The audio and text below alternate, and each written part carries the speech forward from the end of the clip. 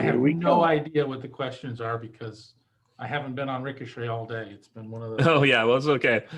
Hey guys, I'm Dave March, and this is the Land of Confusion show. And as usual, we've started the conversation without everyone else.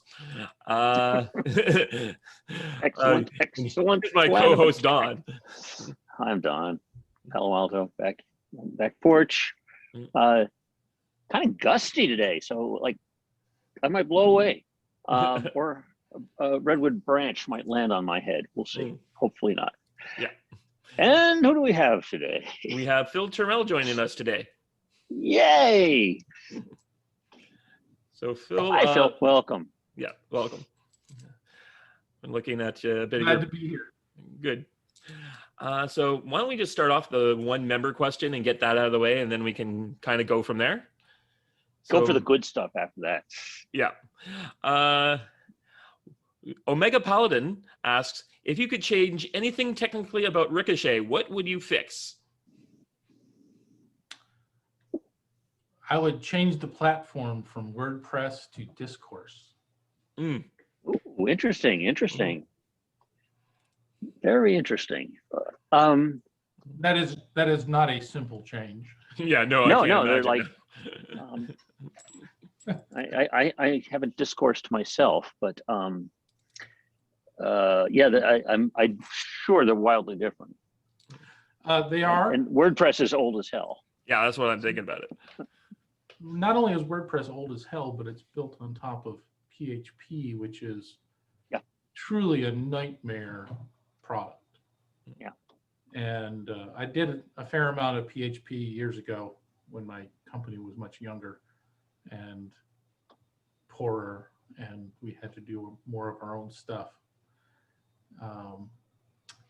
That's where my HTML and JavaScript experience comes from, even though I guess it's a little bit dated now. But I did a bunch of internal applications in PHP, and they were ugly. Yeah, it's for those who aren't into it, PHP is this scripting language, computer language that's awkward to use and kind of mistake prone because of that, I say. And my goodness, stuff is, well, JavaScript has just changed so much. My goodness, it's unreadable now to people who learned it originally. It's just night and day different, everything about it. And it's in a good way.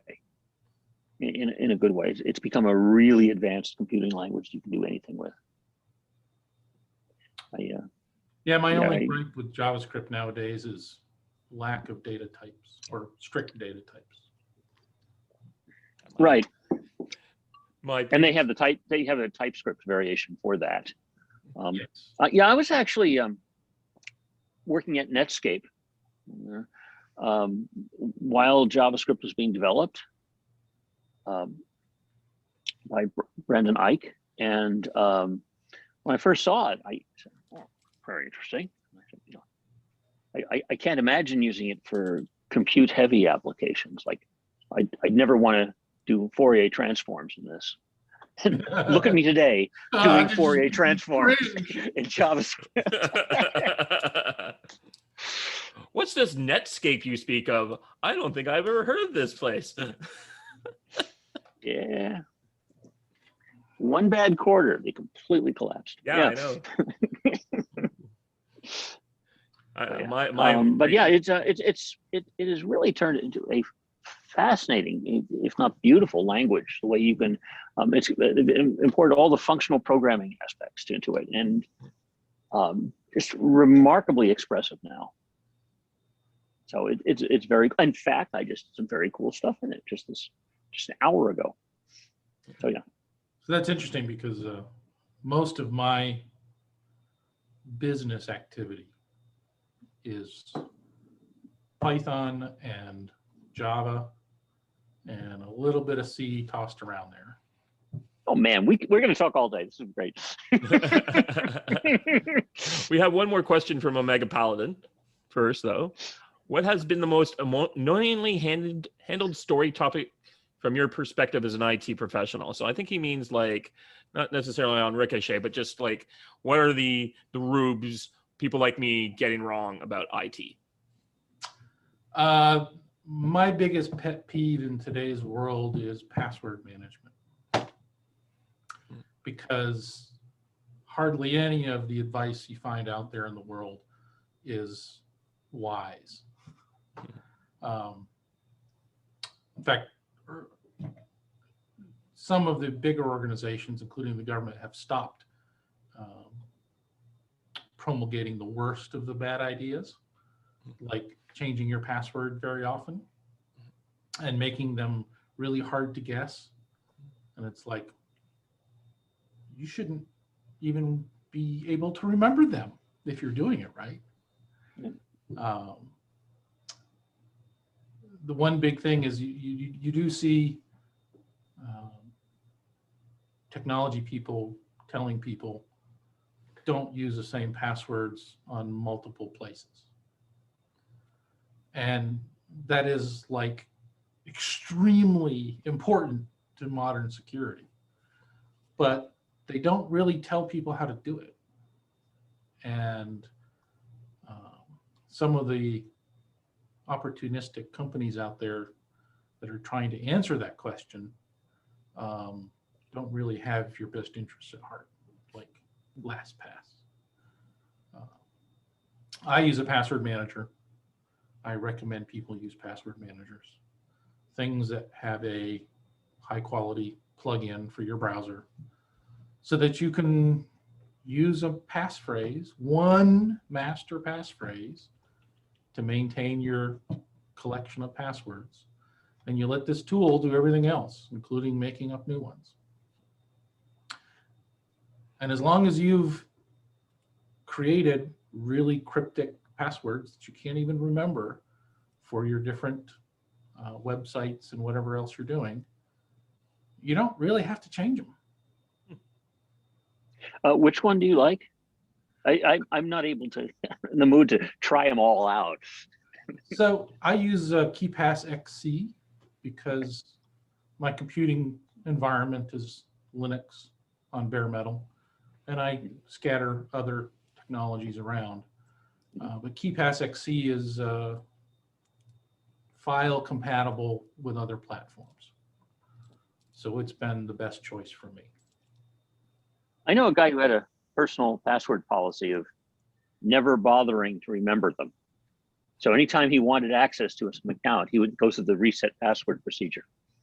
And he thought that was easier than having to memorize or write down or keep track of his passwords. Now, I don't know if that's still the case. My wife does. I've tried to get my wife to use a password manager, and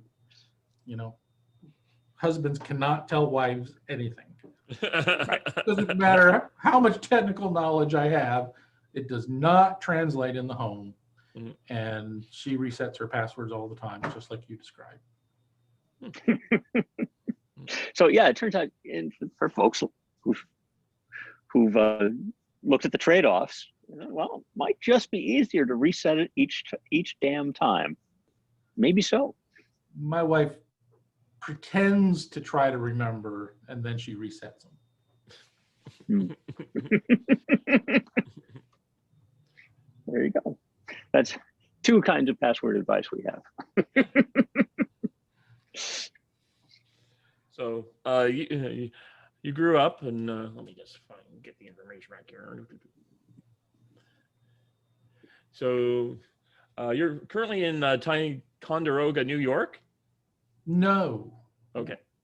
That's where I was born. Okay, sorry. Now that's way up north. Yeah, it's not New far York. from Henry Rossette's place. And this is the place where there's the fort, right? Yes. So I was there in 2019. I went and spent half a day there. Oh. So Ticonderoga has suffered grievously in the years since I went away. And How so? So it's a paper mill town, and it went through a big strike back in the late 80s. And a lot of residents of the town who worked in industry lost their jobs as a consequence of that strike. So a lot of the income that supported that town ended up being dispersed throughout the region to replacement workers. On top of that, there used to be a bridge over Lake Champlain there in Ticonderoga, connecting to Vermont. And it never got a lot of maintenance, and they blew it up like 10 or 15 years ago. And that really chopped off a significant fraction of the traffic that went through that area. So it's on the wrong end of Lake George. It is on Lake George, but when people talk about, anybody else talks about Lake George, they're talking about the south end of Lake George. The north end of Lake George is very depressed. Well, it sounds sad to hear. So a paper mill strike sort of triggered it, you think? I don't know. Well, the paper mill strike hurt it. Now, I haven't lived there since I was 9. So, okay. But, the family maintained some contacts back there, and I visited at various points along the years, including the last time I was there was 4 years ago. 4 years ago. Well, if you look up whenever they blew up the bridge, I went the year before and like 2 years after. Because I didn't know about the bridge getting blown up until I got there the last time. It's like, oh, I can't go to Vermont. Huh. You have to detour a bunch of miles further north to get the next bridge. Huh. Well, that's pretty sad. And then no alternate industries came Well, there. there's a bit of tourism coming from the fort, but that's not a lot of people there. It's not a lot. Modern history doesn't teach our revolution, and that's where it played its biggest part. So not That a lot. in the 7 Years' War. Say again? That in the 7 Years' War, because the British/Americans are invading Quebec, and the general beats them. Montcalm, maybe, yeah, he beats them off. I remember that because when I drove up, and they're like, "So, are you here from the French side of the war, or are you here for the revolutionary part of the war?" And I'm like, "I'm here for both." So I got left home in 1976 when they had the bicentennial celebration, because I was too young to stay up late for the party. Too bad. I was kind of annoyed with my parents for that, because I was not too young. Well, that's a shame that that happened. Because if you have a cool town, it'd be great to bring some industry into it and develop stuff. The fact that it's a mill is interesting, I think, because perhaps you're aware, one of the great computer companies of all time, Digital Equipment Corporation, was in a mill in Maynard, Massachusetts. They just took over an old mill that was used for all sorts of textiles, and they just turned it into a great, the home base, headquarters for a great computer company. I just remember that there was one other business in Ticonderoga that was very well known, and that is Dixon Pencils. I'm sorry? Dixon Pencils. Oh, really? Oh, the great Dixon Pencils. Oh, that's right. Of course. This is Ticonderoga brand too. They also make, I guess. Yeah. Yeah. I chewed on many of those in grade school. But I don't remember them even operating that plant when I was young. I think it was already moved somewhere else. And they kept the brand name, but the plant was closed. Anyways, when I was 9, we moved to Maine, to another paper mill town, and I finished growing up there. Now, were your family associated with the paper mill, or is it just coincidental they would move to paper mill town? He just really likes paper mills. Not a coincidence at all. My dad was the plant engineer in Ticonderoga, and he was transferred and promoted to be the technical manager at the J Main. Landed on me. So, so my dad's a double E, went in the paper industry and made a complete career out of the paper industry, retired from it. My mom's still in J Main. I had a pulp and paper scholarship to the University of Maine. So I ended up a double E as well. Excellent. However, I am not a big fan of snow. Just What? just hasn't really been a thing for me. I don't much care for it. And by the time I finished college in Maine, I was pretty much done with winter. And I targeted all of my job What's going on here? in the Southeast. I want to go inside. Okay, you really need to. You getting attacked by the birds there, Don? What's going on? No, an acorn or something hit me, and no, it's getting really windy out here, man. Okay. Oh, calm down. If it comes up again, I'll pop inside. Yeah. I like it out here. Yeah. Anyways, Redwoods. Mm-hmm. I ended up in South Carolina at another paper mill town.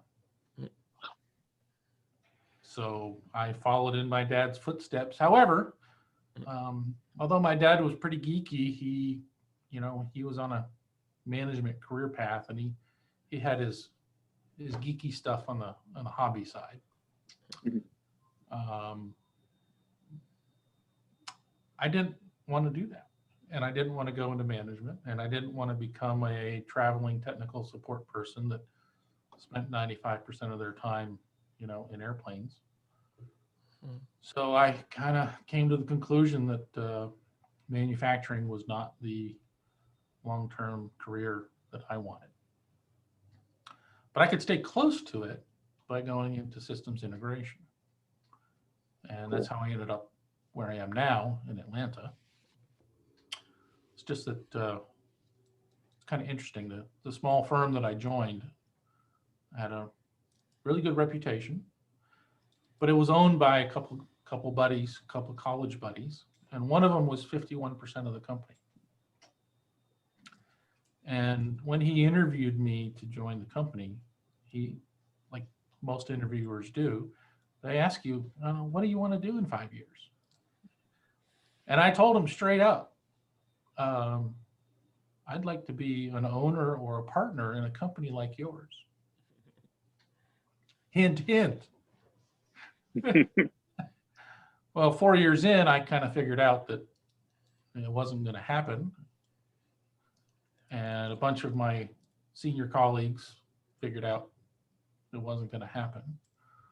So we all bailed together and started a new company. This one. Yay. Yay. Cool. Yeah. Solid. So I've been a business owner for 18 years. That's great. How large is the company? At the moment, it's me and one other employee. Oh. So That's small. The other two buddies decided they didn't want to stay in the business. It's complicated, but the last two were basically driven out by Obama. Oh, okay. So the Obama non-recovery recession kind of bled them dry, the last two partners that I had. And they both went and got regular jobs in 2011, and quite easily. But I had stayed busy enough that I was able to keep the company afloat.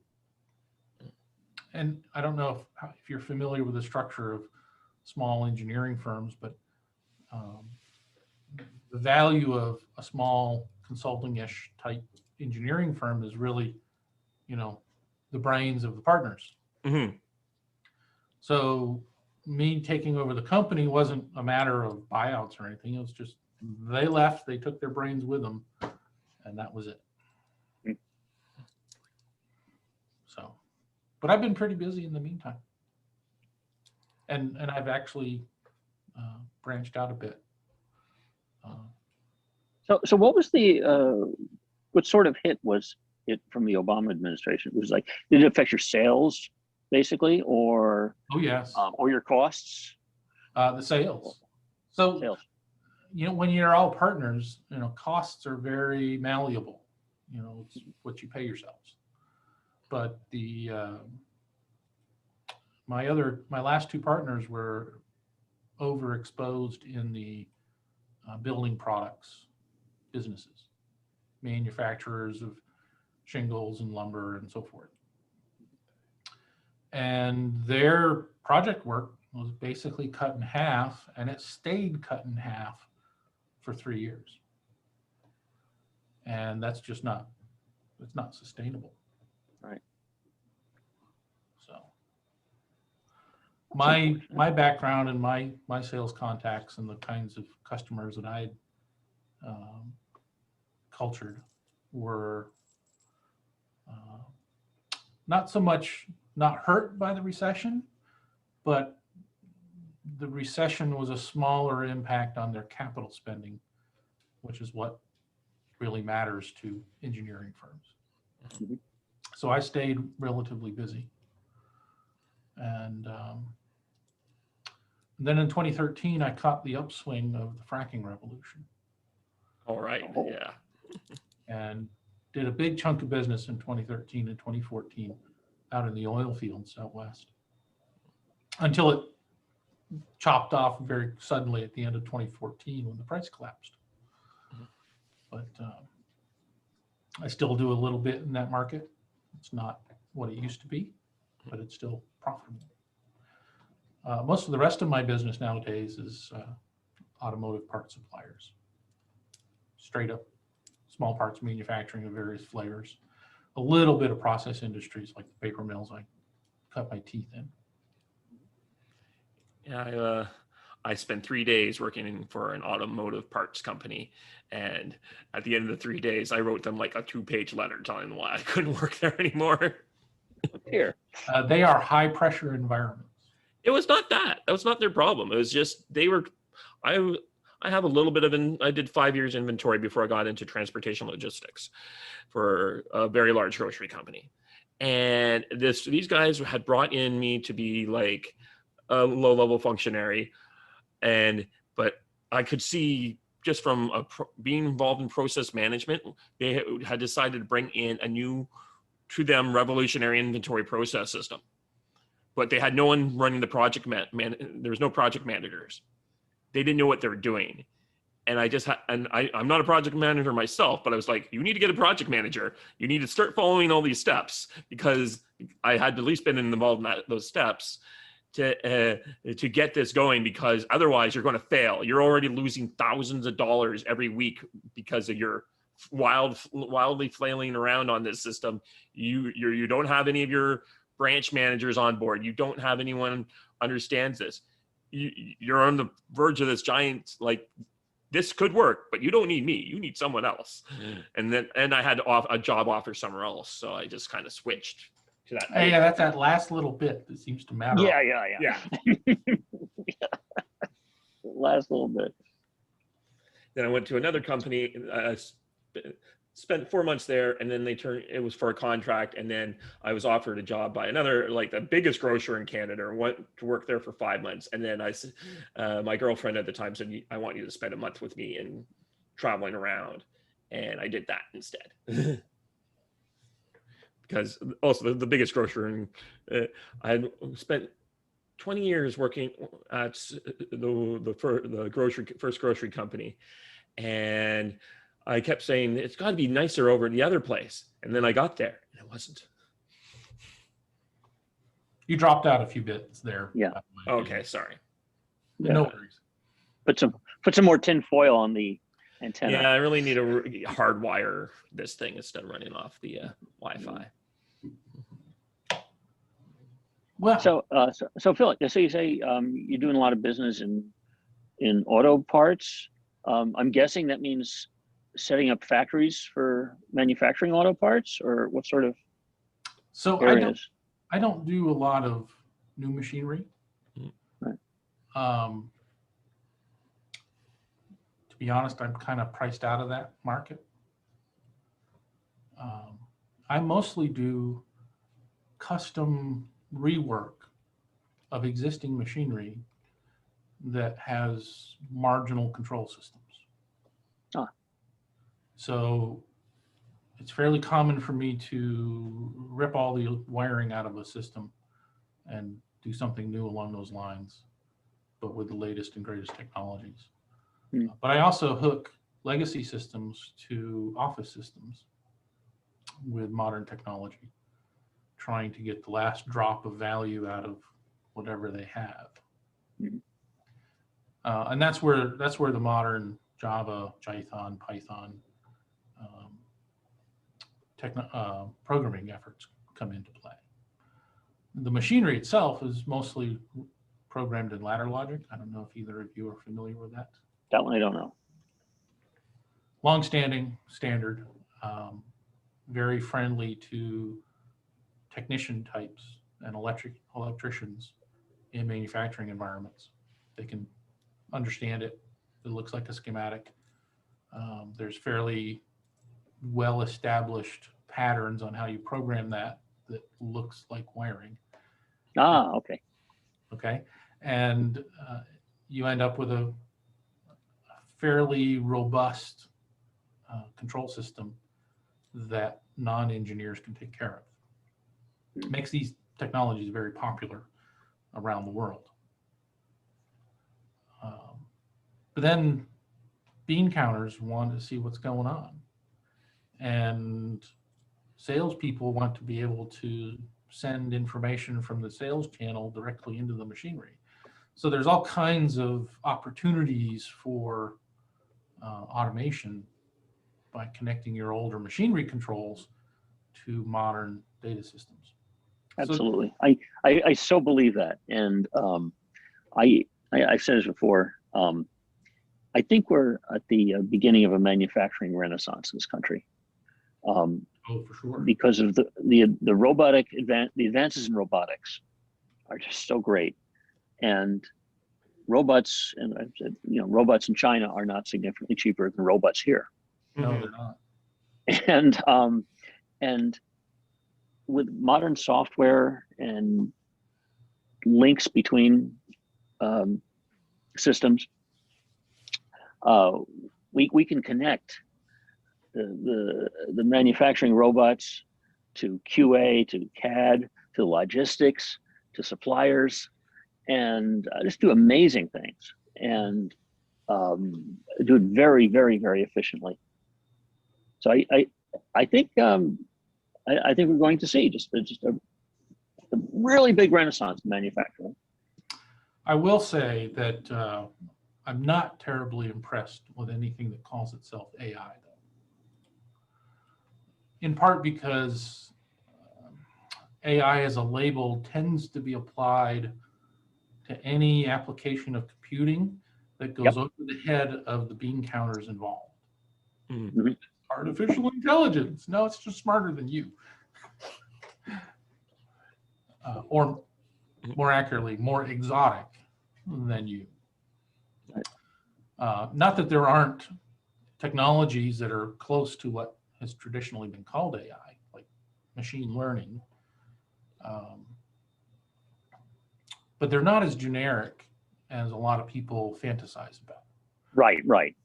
They're usually quite carefully tailored to whatever you're trying to do.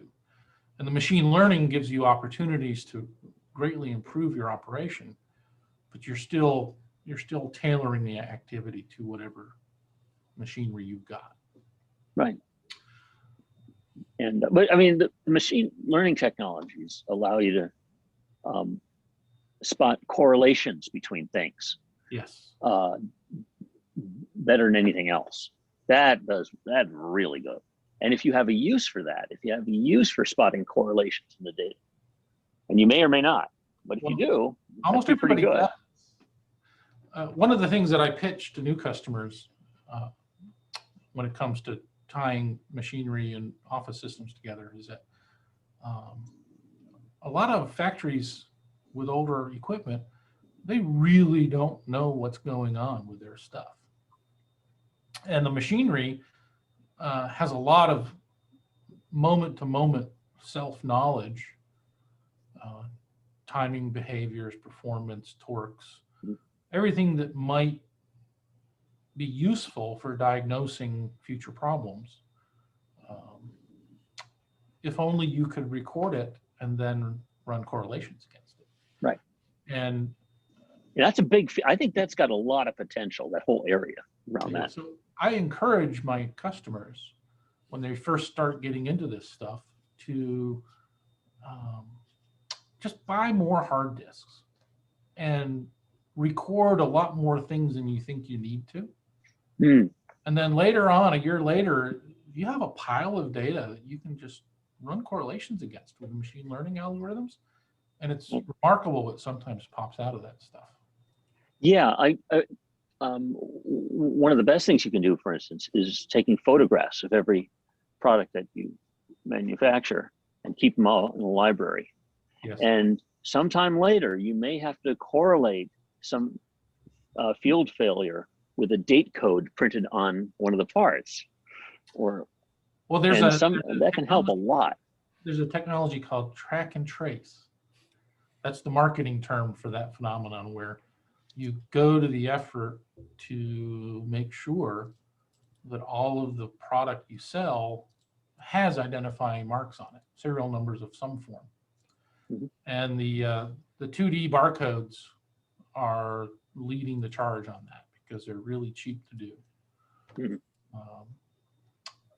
Yeah. Pretty much anything in a car that has enough surface area on it for one of those 2D barcodes pretty much has one, and they can look up where it came from and when it was made, usually down to the person or the shift running the line.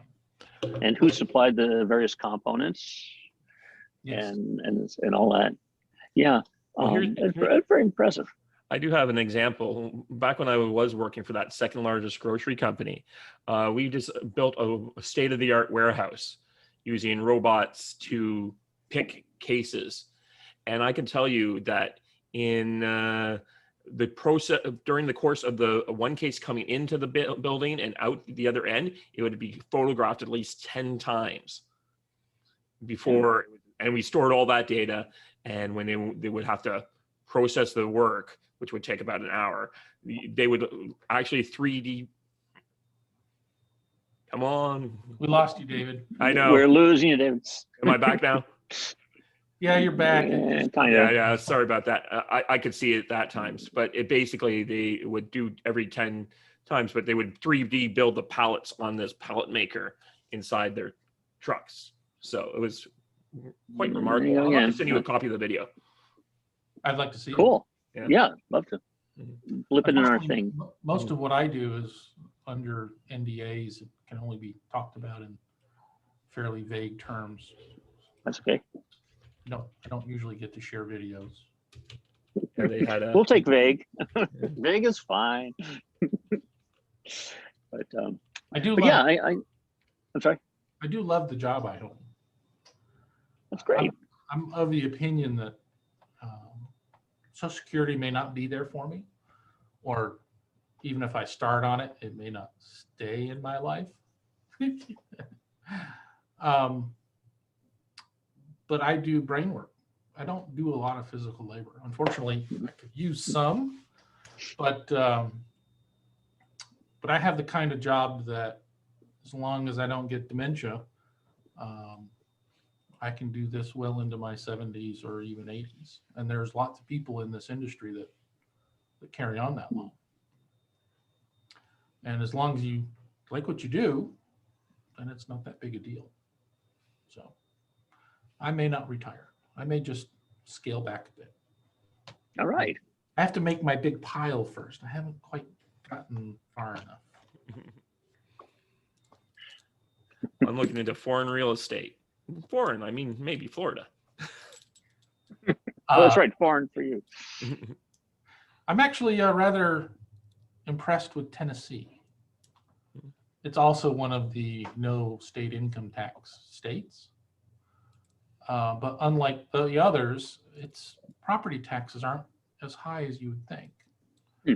And it's, basically, Tennessee just runs a cheaper state government. And it's got a lot of water. It's not ocean water, but it's a lot of water. So, Rivers are perfectly nice.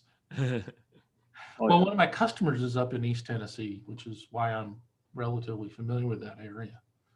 And we've met quite a few of the Ricochet members from the Knoxville, Chattanooga, and Nashville areas. And Hi, folks. hanging out over there really gets you to spend time in the area and look at the terrain. And it's not as cold as Maine, but it has a lot of hillside and low Appalachian mountains. Very, very familiar to me from my youth. Is it more lakes water or rivers water? It has both.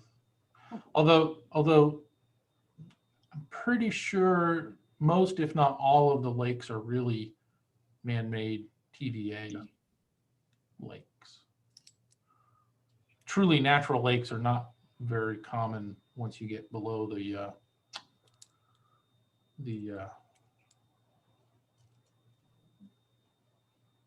ice age line.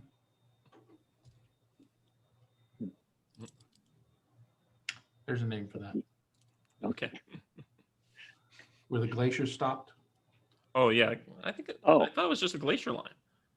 Is it just the glacier line? Yeah, I thought there was a fancy name for it. I'm sure there is, but I know exactly what Anyways. you mean. Ice pack line or something like that. Yeah, most of Tennessee and all of Georgia and Florida doesn't have glaciers. So Okay. you can get the carved out lakes that you see everywhere else, like in Maine where I grew up. So Yeah. The river situation is, I've always been fascinated by it because, navigable rivers in the early days of this country helped build the country. I mean, all the industries were on rivers. That was such a drove industry. And here on the West Coast, we have like 0 navigable rivers. We have like roughly 0. Any rivers we have are just running out from the Sierras down to the sea and the Pacific, and it's not really what you call navigable. So yeah, it's wildly different. yeah, it's interesting. That phenomenon is part of what attracts me to the area. You can run a boat from Knoxville, Tennessee, all the way to the Gulf of Mexico. And if it's small enough for the Chicago Canal, you can run it north up into the Great Lakes. Whoa, nice. It's on my bucket list. I don't know if my wife will let me do it, but if you've never heard of the Great Loop, it's a year-long trip that you take through the navigable parts of the Mississippi, Tennessee, Ohio rivers, down to the Gulf, through the Intracoastal Waterway, around and up the East Coast. Oh, And then either take the Hudson to either the Erie Canal or to Lake Champlain. Yeah. Or go around Nova Scotia and then come in that way, and you end up in the Great Lakes. You navigate through the Great Lakes. There's locks everywhere. Yep. Mhm. Over to Chicago eventually. I just And didn't think it would take a year. yeah, the thing is you do all the winter stuff down in the Gulf, and you go north along the East Coast during the spring, spend the summer in the Great Lakes, and then let the weather chase you back south. Mississippi. have you ever seen that that diagram of the Great Lakes? It's like a cutaway diagram showing each the water level and the depth and the rivers that go between them in a diagram, so you just see how you can travel Oh yeah. down from each. No, It's a wonderful diagram. I don't recall seeing that. I do know that I'll pop it in. I'll pop it in. to make the complete path, you can't have a boat that draws more than like 8 or 9 feet, Yeah. and it can't be more than like 12-foot beam. So small trawlers that are converted to houseboat type setups are the typical boat used for that great loop.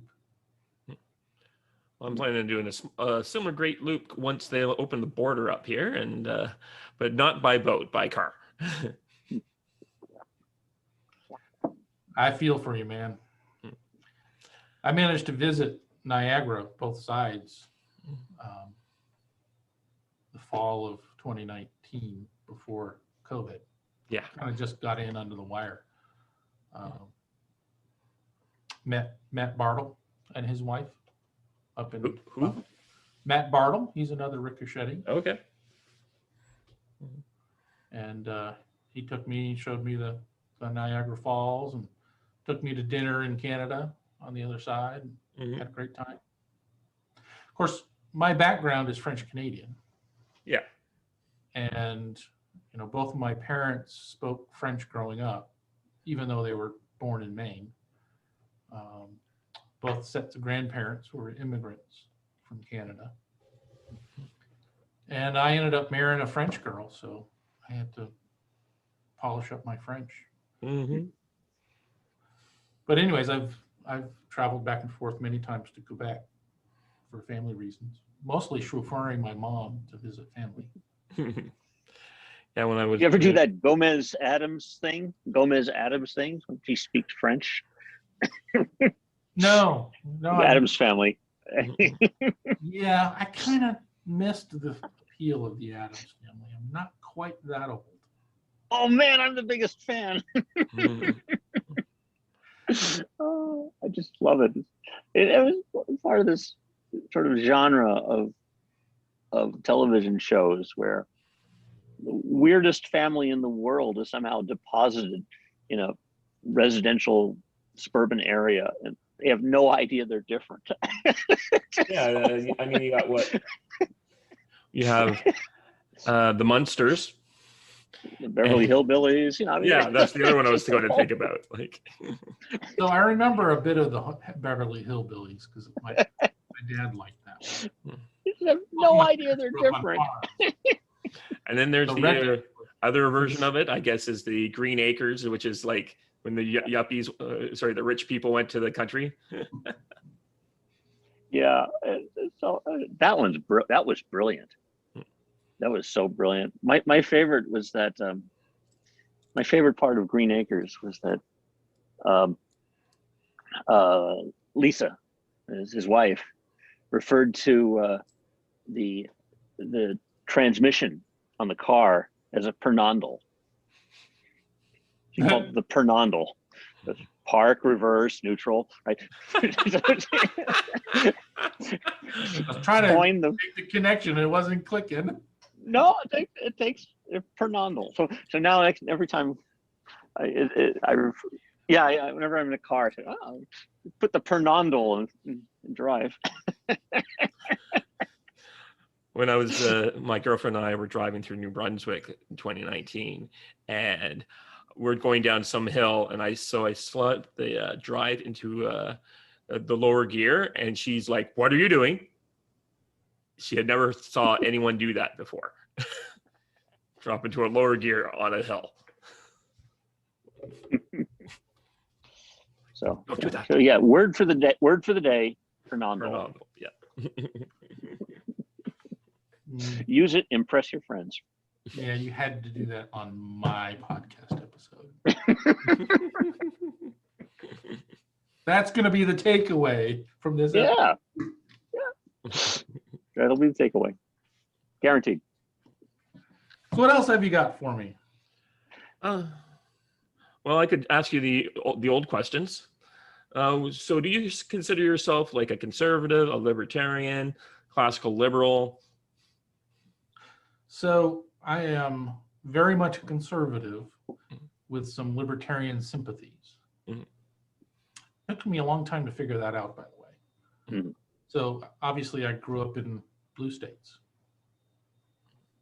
And Maine is purplish because it has a big hunting and fishing community that's quite conservative as far as that goes.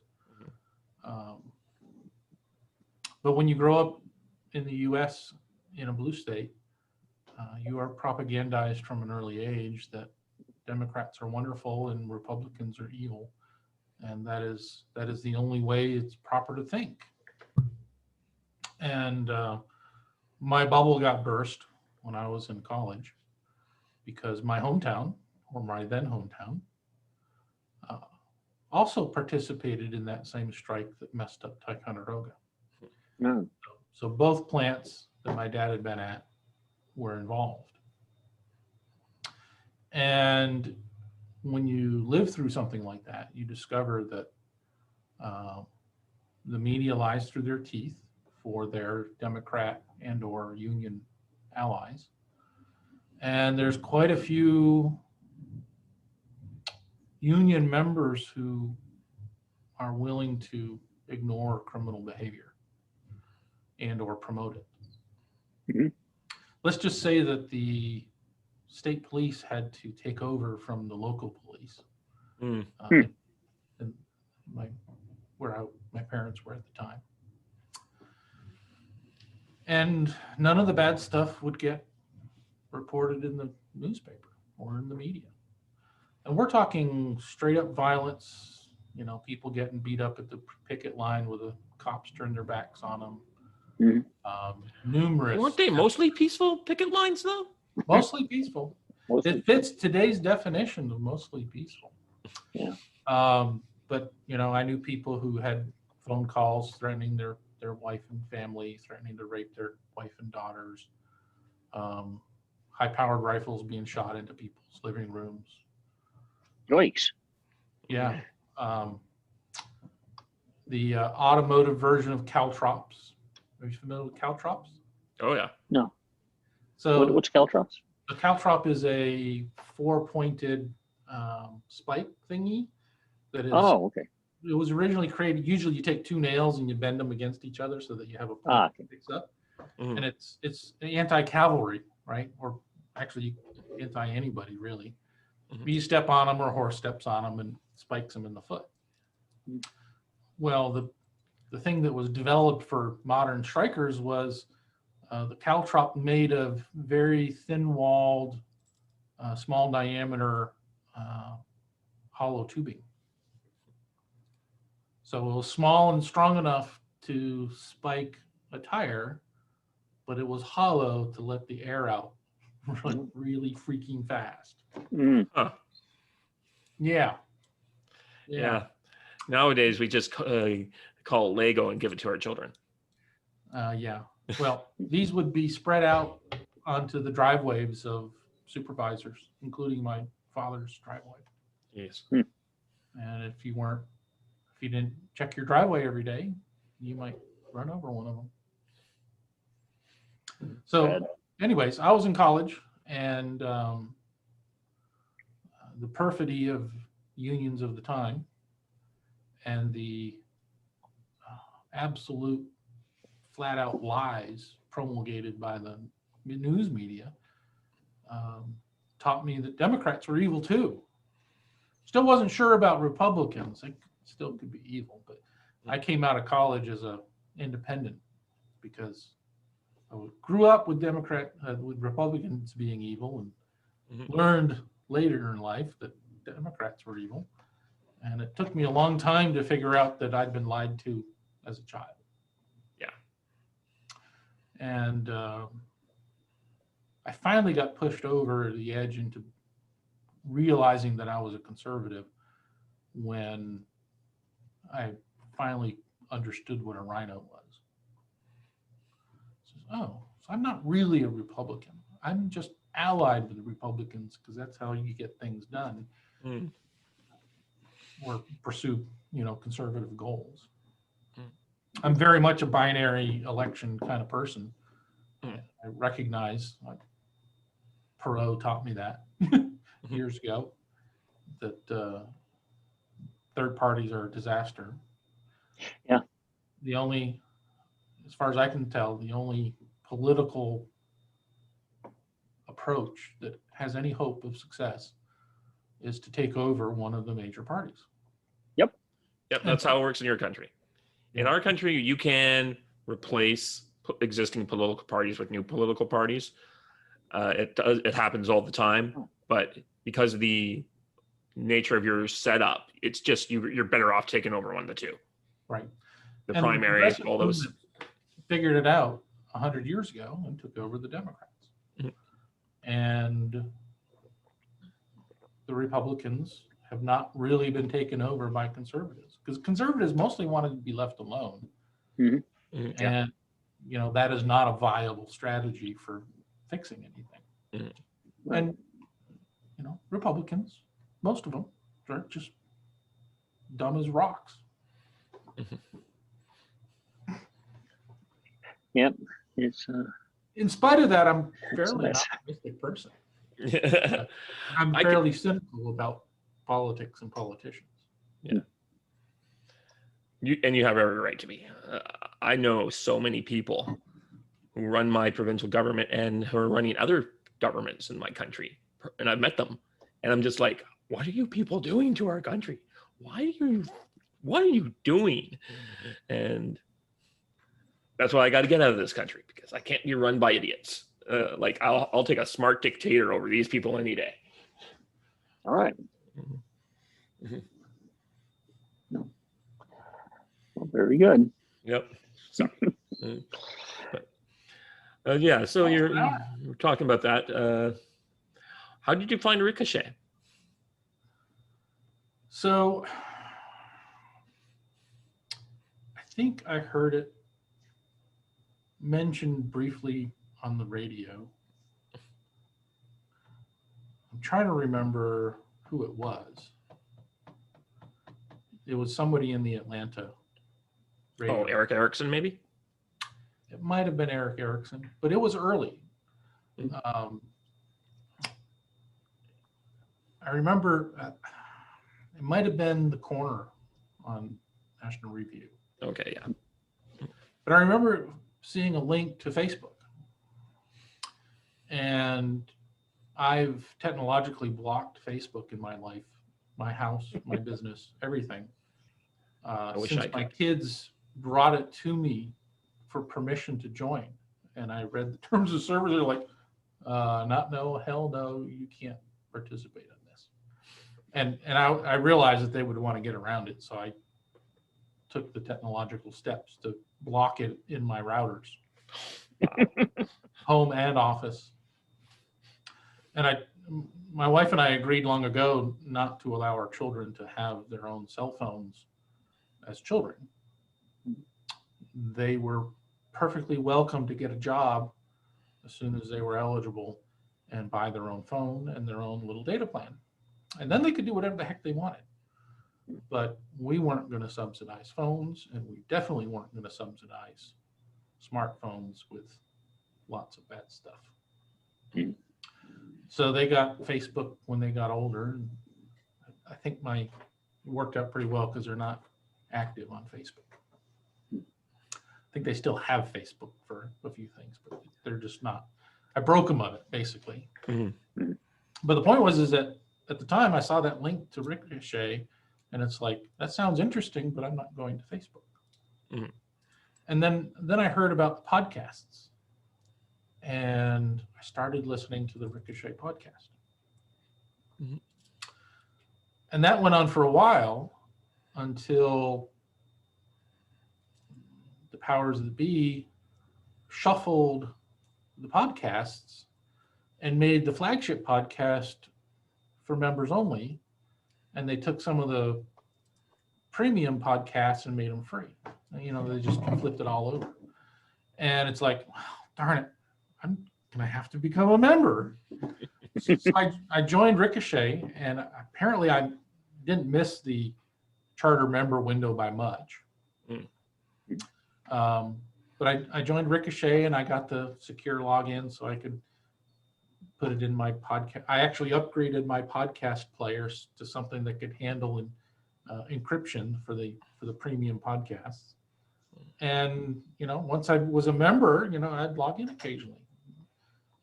Discovered there's all kinds of neat stuff going on in the member feed.